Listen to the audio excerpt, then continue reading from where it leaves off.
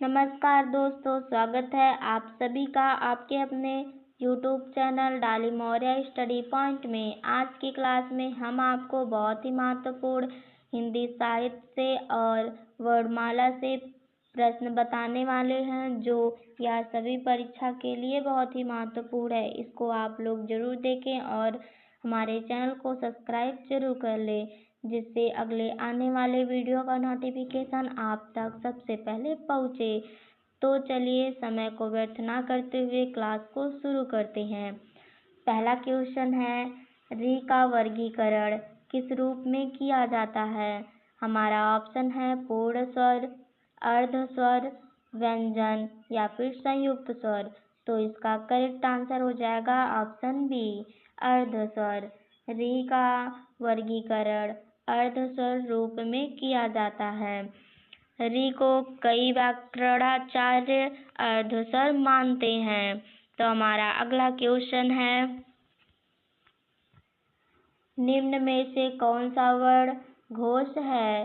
तो हमारा ऑप्शन है का, खा, गा या फिर चा। तो इसका करेक्ट आंसर हो जाएगा ऑप्शन सी, गा। निम्न में से गा वर्ण घोष वर्ण है। घोष में स्वर यंत्र कंपन करता है, जैसे गा, घा, दा और आदि। हमारा अगला क्वेश्चन है, खा किस प्रकार का व्यंजन है? हमारा ऑप्शन है अल्प प्राण अघोष, महाप्राण अघोष, अल्प प्राण घोष या फिर महाप्राण घोष। तो इसका करेक्ट आंसर हो जाएगा ऑप्शन बी, महाप्राण अघोष। खा महाप्राण अघोष प्रकार का व्यंजन है। खा में अधिक वायु निकलती है, पर यह अघोष है, जैसे खा। हमारा अगला क्वेश्चन है, दा का उच्चारण स्थान क्या है? हमारा ऑप्शन है कंठ, तालु, दंत या फिर मूर्धा। तो इसका करेक्ट आंसर हो जाएगा ऑप्शन सी, दंत। दा का उच्चारण स्थान दंत है। द, ध दंत होते हैं। दो शब्द। हमारा अगला क्वेश्चन है, निम्न में से कौन सा वर्ण स्पर्श नहीं है? ऑप्शन है का, ता, पा या फिर सा। तो इसका करेक्ट आंसर हो जाएगा ऑप्शन डी, सा। निम्न में से सा वर्ण स्पर्श नहीं है। सा ऊष्म व्यंजन है। हमारा अगला क्वेश्चन है,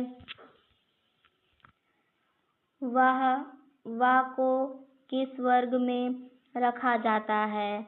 ऑप्शन है स्पर्श, ऊष्म, अंतस्थ या फिर संयुक्त। तो इसका करेक्ट आंसर हो जाएगा ऑप्शन सी, अंतस्थ।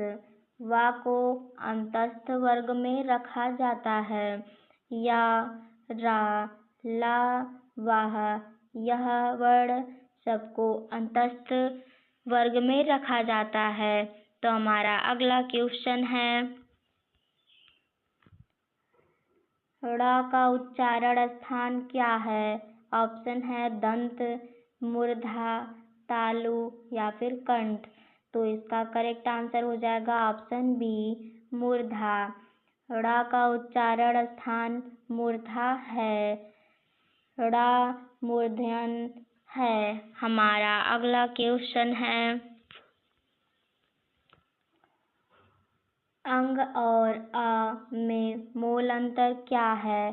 तो हमारा ऑप्शन है कोई अंतर नहीं, दोनों स्वर हैं, एक अनुस्वार एक अनुनासिक या फिर दोनों व्यंजन है। तो हमारा करेक्ट आंसर हो जाएगा ऑप्शन सी, एक अनुस्वार है और एक अनुनासिक। अंक अनुस्वार है, अ अनुनासिक। तो हमारा अगला क्वेश्चन है, निम्न में से कौन सा ऊष्म व्यंजन नहीं है? हमारा ऑप्शन है सा, स, सा या फिर या। तो इसका करेक्ट आंसर हो जाएगा ऑप्शन डी या। निम्न में से या ऊष्म व्यंजन नहीं है या अंतस्थ वर्ग है। तो हमारा अगला क्वेश्चन है, ज्ञ का शुद्ध उच्चारण क्या माना जाता है? ऑप्शन है ज्ञ, जन, ज्ञ या फिर जंग। तो इसका करेक्ट आंसर हो जाएगा ऑप्शन सी ज्ञ। ज्ञ का शुद्ध उच्चारण ज्ञ माना जाता है। शुद्ध रूप ज्ञ ही है पर बोलचाल में ज्ञ चलता है। तो हमारा अगला क्वेश्चन है, कबीर की वाणी का संकलन बीजक किस लिपि में था? ऑप्शन है देवनागरी, गुरुमुखी, फारसी या फिर मिश्रित। तो इसका करेक्ट आंसर हो जाएगा ऑप्शन बी गुरुमुखी। कबीर की वाणी का संकलन बीजक गुरुमुखी लिपि में था। प्रारंभिक रूप गुरुमुखी में भी संरक्षित रहा। हमारा अगला क्वेश्चन है, रामचरितमानस की रचना कब पूर्ण हुई मानी जाती है? तो हमारा ऑप्शन है 1574 ईस्वी, 1600 ईस्वी, 1550 ईस्वी या फिर 1623 ईस्वी। तो इसका करेक्ट आंसर हो जाएगा ऑप्शन ए 1574। रामचरितमानस की रचना कब पूर्ण हुई थी? यह सन है 1574 ईस्वी को मानी जाती है। 1574 ईस्वी या फिर संवत 1631 ईस्वी ही महत्वपूर्ण तिथि है। तो हमारा अगला क्वेश्चन है,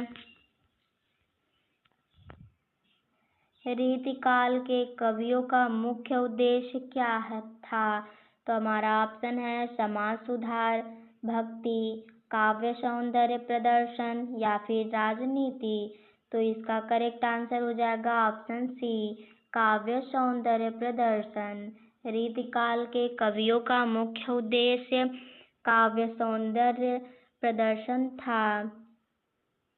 अलंकार और श्रृंगार पर जोर। तो हमारा अगला क्वेश्चन है, आधुनिक हिंदी गद्य का वास्तविक विकास किससे हुआ? हमारा ऑप्शन है कबीर, तुलसी, भारतेंदु या फिर प्रेमचंद। तो इसका करेक्ट आंसर हो जाएगा ऑप्शन सी भारतेंदु। आधुनिक हिंदी गद्य का वास्तविक विकास भारतेंदु जी से हुआ था। गद्य का विकास भारतेंदु जी से शुरू हुआ था। हमारा अगला क्वेश्चन है, गोदान में होरी किस वर्ग का प्रतिनिधित्व करता है? ऑप्शन है जमींदार, किसान, व्यापारी या फिर सैनिक। तो इसका करेक्ट आंसर हो जाएगा ऑप्शन बी किसान। गोदान में होरी किसान वर्ग का प्रतिनिधित्व करता है। भारतीय किसान जीवन का प्रतीक है। हमारा अगला क्वेश्चन है, छायावाद में प्रकृति का स्वरूप कैसा है?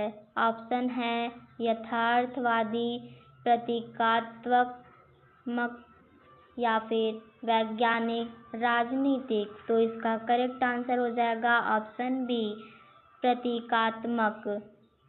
छायावाद में प्रकृति का स्वरूप प्रतीकात्मक है।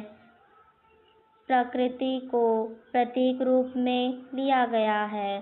तो हमारा अगला क्वेश्चन है,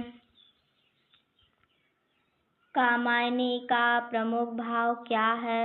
ऑप्शन भक्ति, दर्शन, वीरता या फिर हास्य। तो इसका करेक्ट आंसर हो जाएगा ऑप्शन बी दर्शन। कामायनी का प्रमुख भाव दर्शन है। यह दार्शनिक काव्य है।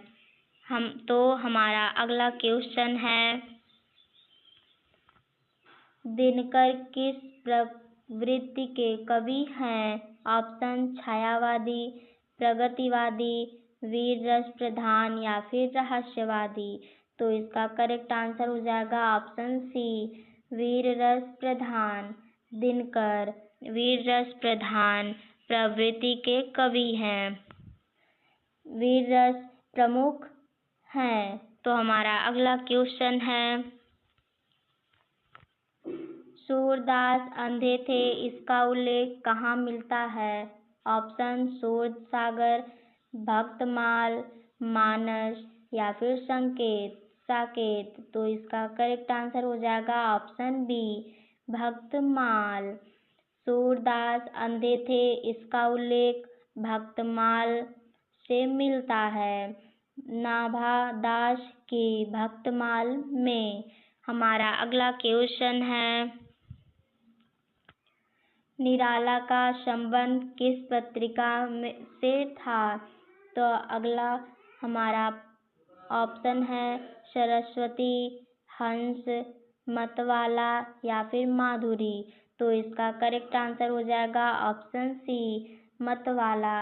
निराला का संबंध मतवाला पत्रिका से था, निराला मतवाला से जुड़े थे। तो हमारा अगला क्वेश्चन है,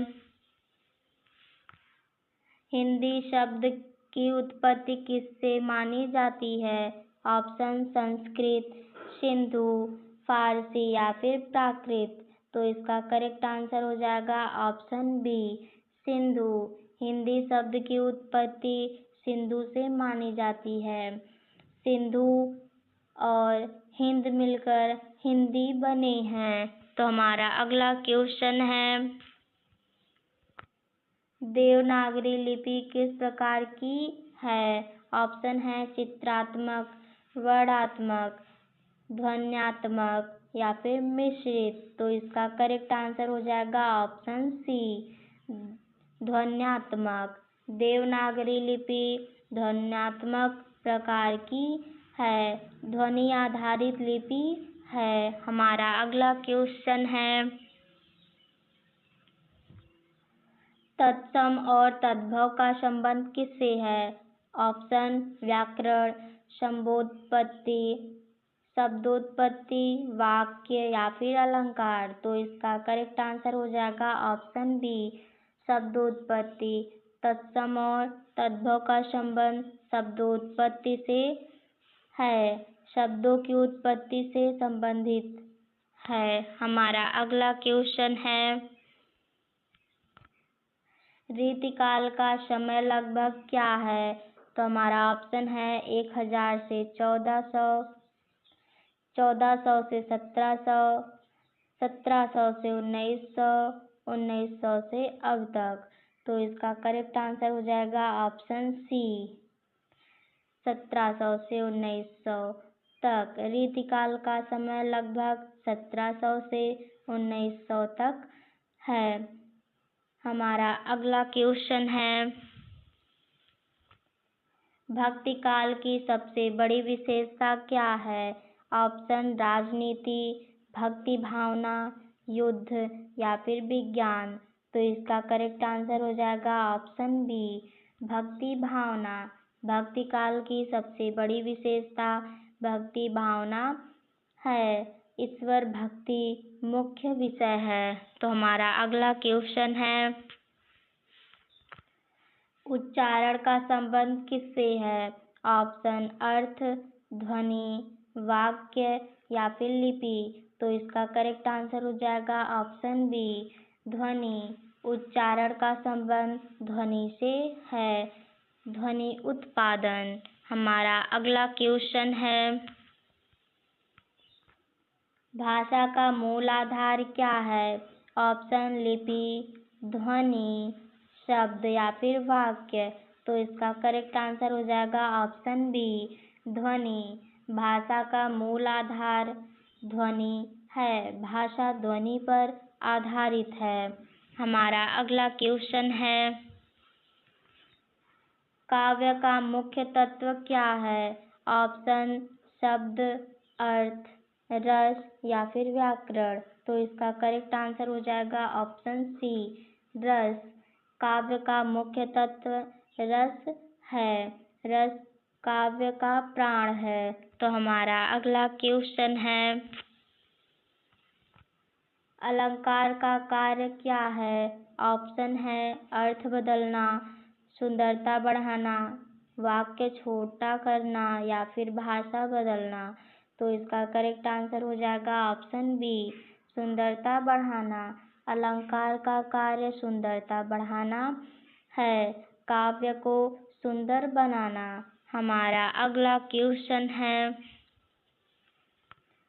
रस सिद्धांत किससे संबंधित है? तो हमारा ऑप्शन है व्याकरण, काव्यशास्त्र, इतिहास या फिर समाज। तो इसका करेक्ट आंसर हो जाएगा ऑप्शन बी, काव्यशास्त्र। रस सिद्धांत काव्यशास्त्र से संबंधित है।